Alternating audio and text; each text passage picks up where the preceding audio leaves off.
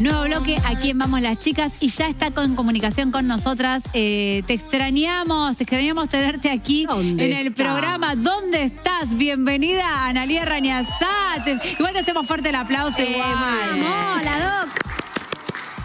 Gracias, ¿cómo las extraño? Aparte te blureaste el fondo, no podemos ver bien dónde estás. Estoy, a ver si me les puedo mostrar tranquilamente, espera. Lo va a desblurear.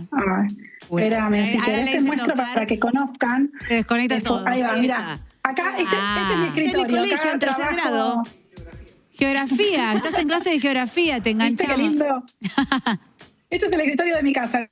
Y para que conozcan un poco mi lado, mi oficina, donde se cocina todo mientras estoy trabajando desde mi casa, porque tuve un día hoy complicado de audiencias virtuales, audiencias presenciales acá en Pilar, en la zona donde vivo. Pago de multas, porque también somos humanos y necesitamos hacer cuestiones de trámites. Así que, bueno, por eso tan gentilmente puedo estar acá charlando por esta vía, por Zoom, y no perdernos nuestro espacio, encontrar y charlar como todos los jueves. Ahí está. Bueno, obviamente agradecerte tu tiempo aún dentro de este día caótico para poder conversar aquí en Vamos las Chicas.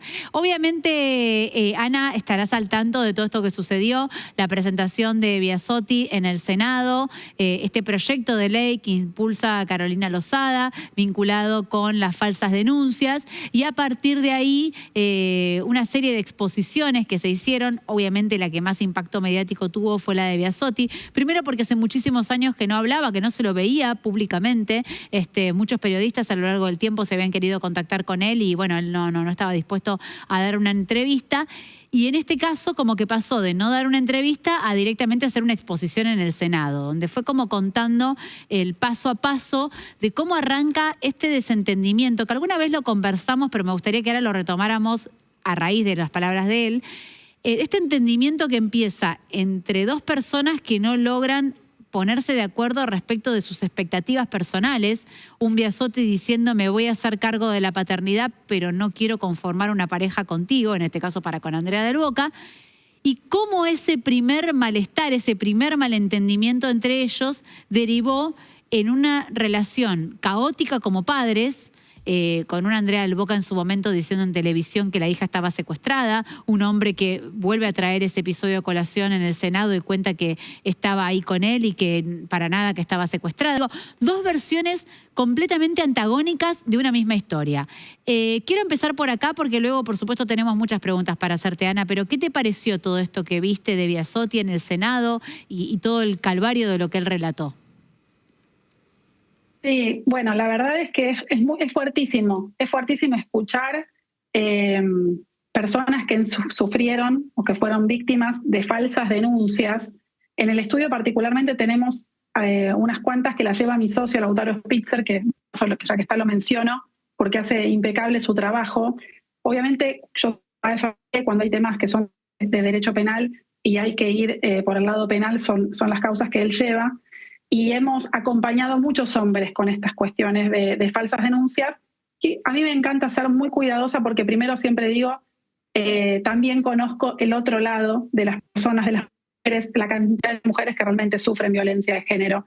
Y justamente el enojo mío y el enojo, se entienda bien a lo que voy, tiene que ver con esto, con el permitir que exista, porque uno puede ser hipócrita y realmente sabemos, incluso muchas veces conocemos colegas que lo hacen, el abusarse de un sistema pensado para proteger a víctimas de violencia de género y mal utilizarlo para generar acusaciones falsas, y termina este sistema perjudicando a las reales víctimas de violencia de género. ¿Por qué digo? Porque la protección contra la violencia de género que funciona muy bien, muy rápido, como debe funcionar, expeditivo. Entonces, justamente, cuando tenemos abogados que ejercen la abogacía para utilizar estas herramientas en detrimento de realmente el instituto que tenemos que proteger, que son las personas víctimas de violencia de género, y lo utilizan para llevar agua para su molino y para abusar del derecho y justamente disfrazar una situación, un vínculo bajo una victimización de una violencia de género que no existe, se nutren o se benefician con herramientas que están pensadas para las personas realmente que sufren de violencia de género. Entonces utilizan esas herramientas porque son herramientas expeditivas. Obviamente, como la justicia no pide tanta prueba a priori directamente, ordena las medidas de protección para las víctimas de violencia de género. Y ya, además, la otra parte es que pone de manifiesto sobre la mesa e implanta la duda. Porque yo seguramente que les pregunto a ustedes del otro lado, los que nos están viendo, ustedes ahí en el piso, y por más que veamos que tenemos todas las causas en las que Biasotti está absuelto, sobreseído, y donde también se habla de signos de victimización en el relato de la denunciante, y de que carece de pruebas y demás, y de credibilidad del relato, no tengo dudas de que muchos incluso hoy tienen dudas de que Biasotti realmente hizo o no hizo lo que se lo denunció en su momento. Esto que estás diciendo, de hecho ayer, bueno, con un corte que acá hemos puesto del programa, tengo más de 400 mensajes, pero no te estoy exagerando, tengo más de 400 mensajes de personas, y tuve que aclarar que acá siempre en el programa marcamos que la víctima era Ana, porque hay un montón de gente que nos cuestionaba, y pero ustedes ¿cómo saben que lo que está diciendo Biasotti? O sea, como que te cuestionan aún con un documento de la justicia, porque no es que lo decimos nosotras que Biasotti es inocente, la justicia así lo determinó. Ahora, hay algo que me parece que también, yo creo que él por ahí no accionó en este sentido a nivel legal, pero sí lo denunció en el Senado, que todo esto también, sobre todo la denuncia por el abuso sexual, fue a raíz de una suerte de vendetta.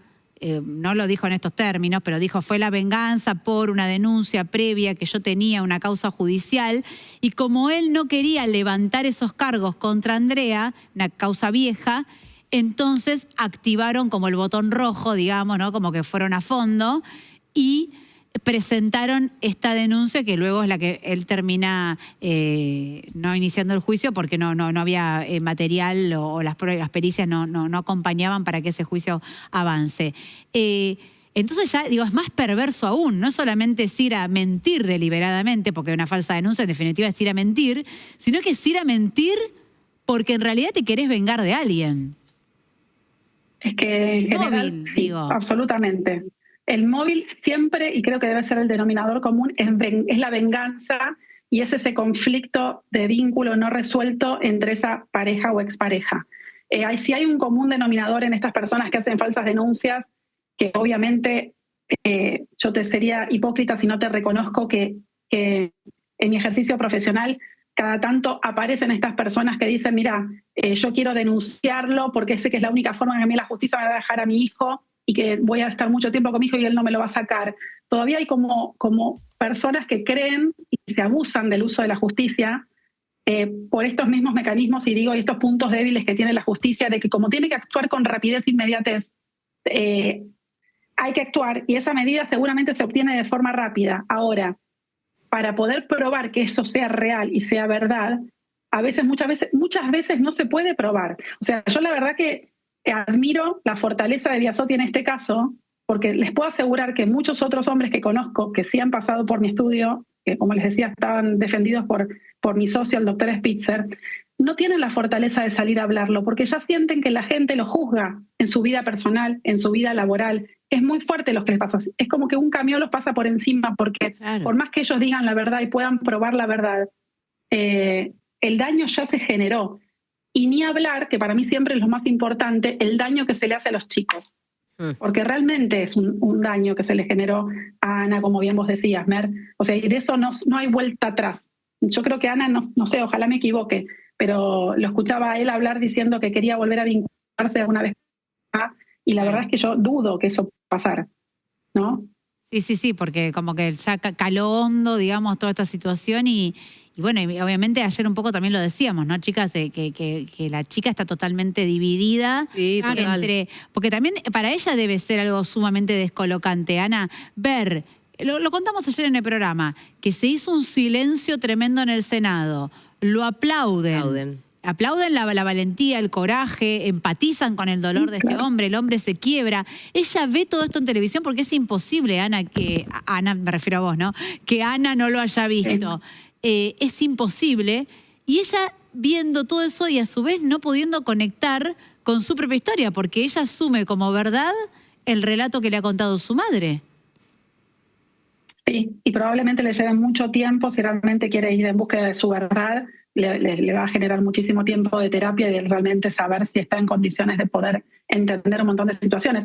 Ustedes recordarán también el caso de Tomás Guidone, creo que es el apellido, Sí. es también un caso similar de un chico que ahora entiende que en una analogía con esto que hablaba Biasotti de los recuerdos implantados que Andrea le hizo a la hija Ana. Bueno, en este caso tenemos a un adulto ya que puede expresar y darse cuenta y advertir todas esas situaciones en que la madre le pedía que vaya y declare A cuando en realidad había pasado B, y él termina pensando después, por ese recuerdo implantado, que eso había sido A, hasta que después adulto entiende la situación, recuerda y logra reconstruir una imagen paterna que no tenía nada que ver con lo que realmente le habían hecho querer sentir, y ese tiempo que estuvo alejado él y sus hermanos del papá, ¿no?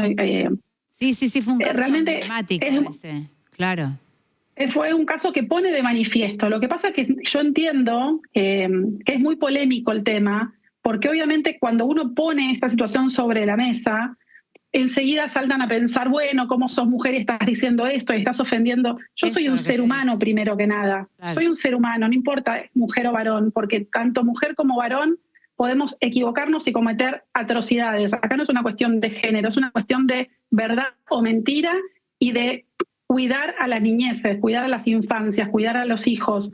Entonces, realmente no podemos medir con esa vara, porque si no, justamente, como les decía recién, estamos partiendo de la base de que por más que la justicia, habiendo investigado y haya dicho que era absuelto de culpa y cargo y que estas situaciones de que se la denunciaron a él no existieron, entonces, ¿quién soy yo para seguir generando dudas de que si esto realmente es así? ¿Para qué tenemos una justicia? ¿No? Si cada uno va a pensar lo que quiere. O sea, qué peligroso es realmente alejarnos de lo que la justicia se expide en un caso de tanta sensibilidad y de tantos años. Fueron 20 años en el caso Biasotti.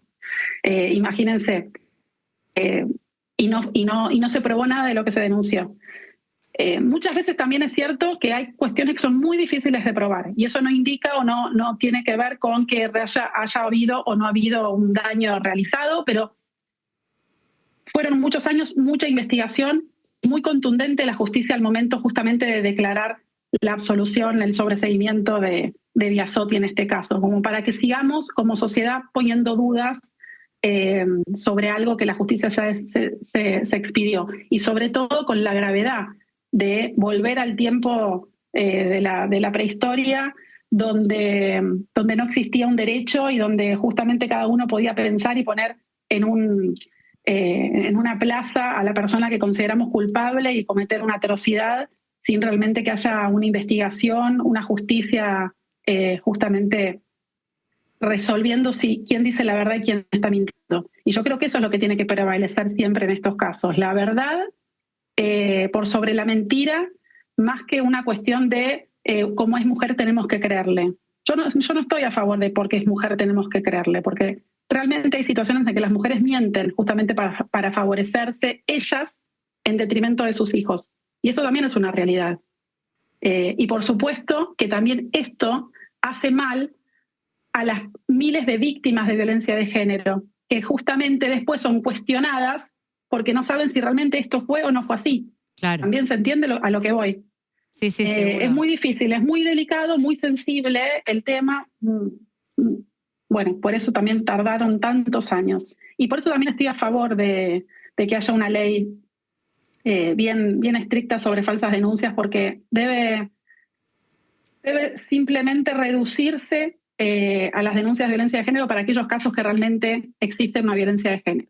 Y no que cualquier persona pueda ir y utilizar esta herramienta legal para simplemente perjudicar al ex.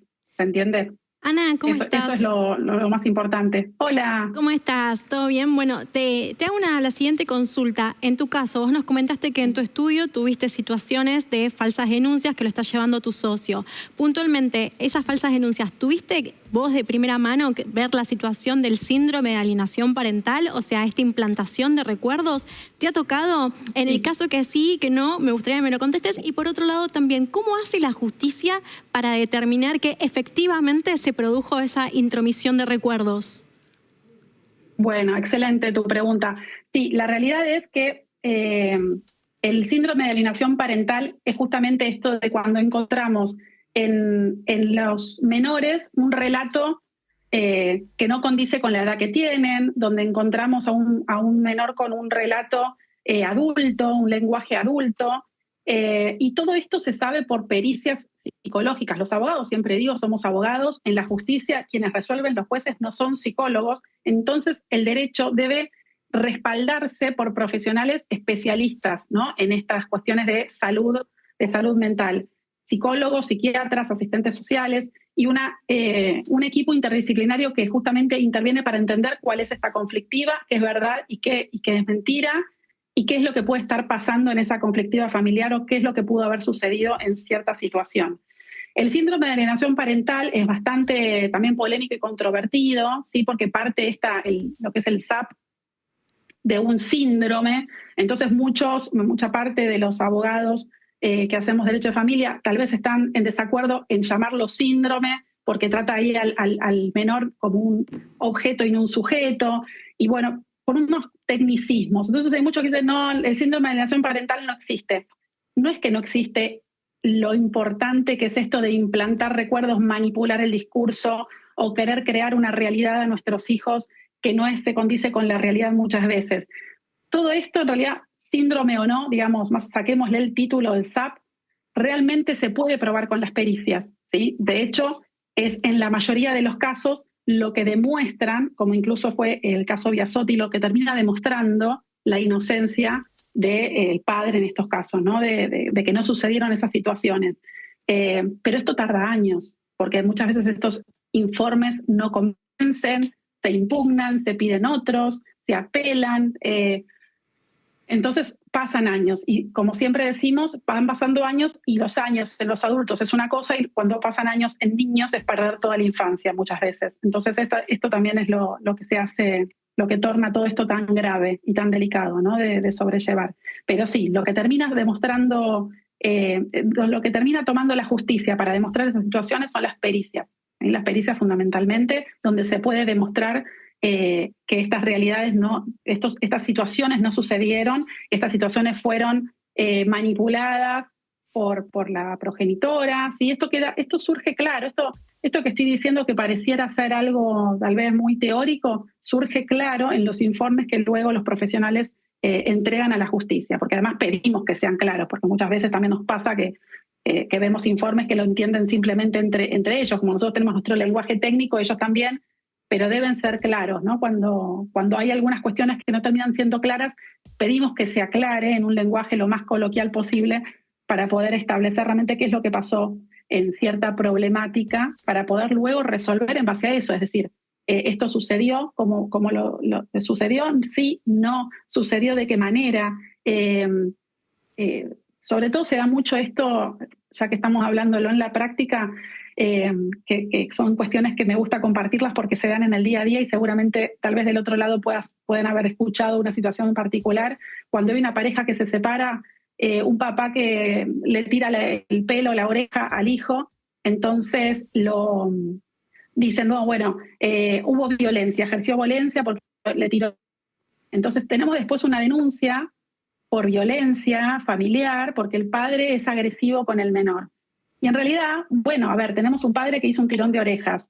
¿Eso es violencia? Eso habilita a la justicia a sacar del mapa al padre y directamente decir que es un violento. Se los pregunto también a ustedes como para abrir el debate, porque estas son cuestiones seguro que parecen menores, pero hoy estamos discutiéndolas en la justicia. ¿Cuál es esa vara? ¿Qué es violencia y qué no es violencia? Tal cual. No, es que es una delgada línea, ¿no? Que además es tan subjetiva como las personas mismas, digo. O sea, como para quienes interpreten que ese tirón de orejas, como vos bien decías, es parte de, poner un límite, por decirlo de un modo. Estilos de crianza. Un estilo de crianza, claro. Y para otro... ¿Podemos estar de acuerdo o no? Exacto, y para otros sea una aberración. Quería agregar, antes de terminar, Ana, y obviamente agradecerte esta comunicación y que te hayas hecho un tiempito dentro de tu día caótico para poder charlar de todo este tema tan interesante aquí en Vamos las Chicas, que vos recién mencionabas que muchos profesionales de la salud mental cuestionan el síndrome de alienación parental. Claro, lo cuestionan porque en el manual de psiquiatría, que es el DSM-5, para quienes por ahí nos están viendo, y también obviamente informar explicando cómo son las cosas, o tanto para la Organización Mundial de la Salud, no está inscripto ni como enfermedad ni como trastorno. Entonces, como no está inscripto ni en el manual de psiquiatría, ni tampoco la OMS se hace eco de este síndrome, entonces algunos profesionales, en este caso imagino que abogados, por ahí también se nutren de, como no está inscripto en el manual donde se rige, digamos, todo lo que tenga que ver con la salud mental, entonces no existe. Y mientras que los psicólogos sí pueden determinar por un montón de cláusulas, que son las que recién mencionó Ana, que efectivamente sí tiene un impacto en el niño y en su relato. Gracias, Ana, por este tiempo que nos dedicaste. Gracias a ustedes. Déjame simplemente aclarar esto. Puede ser que no lo encuentren como SAP o síndrome de alienación parental, o sea que nunca, en la mayoría de las veces no lo van a ver así porque no está permitido utilizarlo, pero simplemente a los efectos del contenido es exactamente eso, ¿no? Es eso. Es implantar estos recuerdos, exactamente. Sí, por eso Muchas gracias. Lo sumaba y lo quería agregar porque era muy interesante esto que vos decías, claro, ¿por qué lo cuestionan o por qué nos dicen que no existen? Bueno, dicen que no existen porque no está en el manual, a eso se refieren. Ani, antes de despedirte, recordanos tus redes para quienes te quieran contactar, que la estamos viendo en imagen. Ay, muchas gracias. Me siguen ahí por Asesorate Siempre, por Instagram o por TikTok. Ahí está. Ahí me pueden escribir las dudas que tengan. Gracias, Muchas Ana. gracias. Y les mando un beso enorme. Jueves que viene nos vemos ahí en el... Nos vemos aquí en vivo en el piso. Gracias, besos. Y a nosotras, chicas, literalmente se nos fue el programa. Así que el jueves, se nos fue el jueves ya directamente. Marce, Aldu, nos encontramos mañana a 2 de la tarde en punto y en vivo aquí en la pantalla del canal de la ciudad. Obviamente para hacer Vamos las Chicas. Sigan con la programación del canal y nosotros hasta mañana.